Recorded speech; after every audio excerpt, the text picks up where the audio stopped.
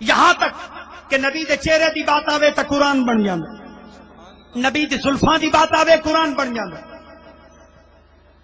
نبی کی آنکھوں کی بات آئے قرآن بن جائے، میرے نبی دی ہوٹھاں دی بات آوے قرآن بن جاوے، میرے نبی دی ہتھاں دی بات آوے قرآن بن جاوے، میرے نبی دے سینے دی بات آوے قرآن بن جاوے، میرے نبی دے مدینے دی بات آوے قرآن بن جاوے، میرے نبی دے اخلاق دی بات آوے قرآن بن جاوے، میرے نبی دی رحمت دی بات آوے قرآن بن جائے۔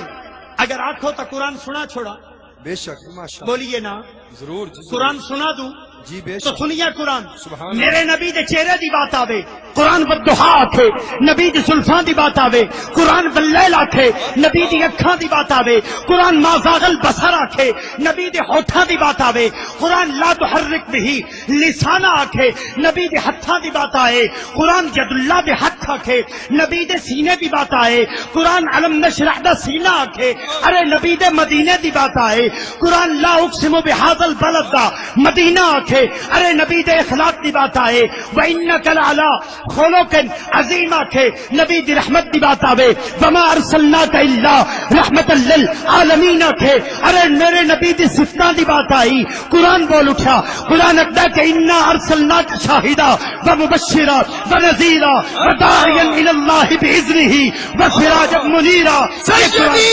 مرشدی غلام ہے، غلام ہے، غلام یہ رسول میں جو ہو نہ اس کے مصطفیٰ۔ زندگی فضول نعرہ تکبیر، نعرہ رسالت، عظمت و شان مصطفیٰ، عظمت و شان مصطفیٰ، عظمت و شان مصطفیٰ، پیر ارچی مبارک، حضرت میاں صاحب مبارک۔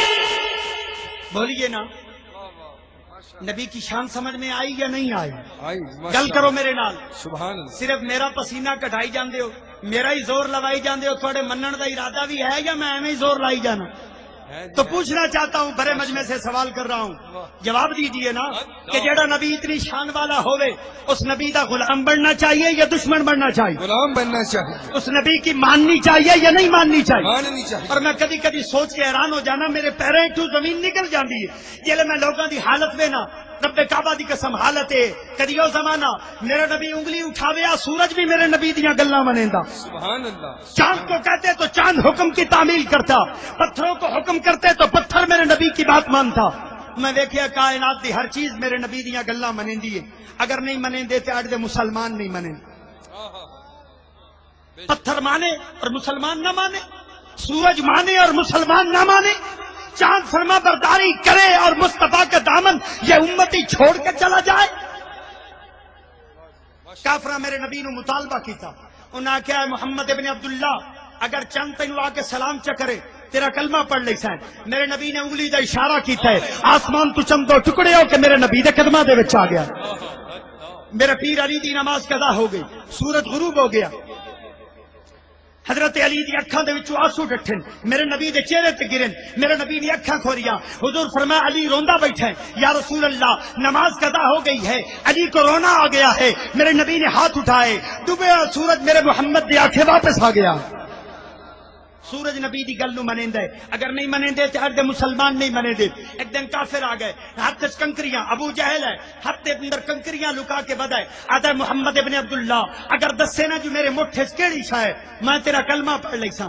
حضور فرمایا ابو جہل اے تینوں میں دسے نا جو تیرے مٹھ دے اندر 6 پتھر ہیں، پر انکم کر اس مٹھ نو کان نہ لا، ہر پتھر کول محمد دا کلمہ آپ سن لا۔ سبحان اللہ، سبحان اللہ۔ ارے پتھر بھی نبی دے کلمہ پڑھ دے، پتھر بھی نبی کو مانتا ہے، ارے تم پتھر سے بھی گئے گزرے ہوئے ہو گئے، پتھر بھی مانے اور مسلمان مصطفیٰ کا دامن چھوڑ دے۔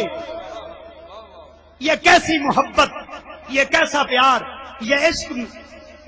میں بھی آپ ہی کی طرح تھا، یہ میں تسی بیٹھے ہو میں ہی نہیں آؤں، اے پڑھیاں اے میں گلاں ساریاں پڑھیاں لیکن سمجھ نہ آئی، لیکن جب اس اللہ کے ولی کی صحبت میں آیا تو جو قرآن میں پڑھا تھا وہ ان کی نگاہوں سے سمجھ آیا، پھر پتا چلا کہ غلامی کیا ہوتی ہے۔